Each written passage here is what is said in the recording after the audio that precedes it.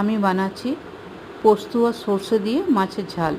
একটু আদা দিয়েছি, একটু রসুন দিয়েছি, কাঁচা লঙ্কা, সাদা সর্ষে, পোস্ত, দই। জলের জায়গায় আমি দই ইউজ করেছি। মাছগুলো হালকা তেলে ভেজে নিয়েছি, মানে বেশি ভাজবো না, অল্প অল্পই ভেজে নিয়েছি। বাস এর মধ্যে নুন দিয়ে দিয়েছি। পিসগুলোকে ভালো করে মশলার সঙ্গে মাখিয়ে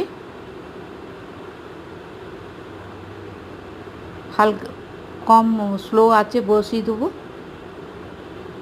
একটু ফুটে গেলেই হয়ে যাবে। উপর দিয়ে সর্ষের তেল দিয়েছি।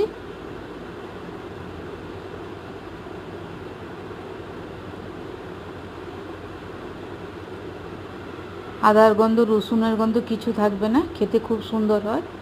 এইভাবে বানিয়ে দেখুন, ঢাকা দিয়ে সেদ্ধ করে নিলেই হয়ে যাবে।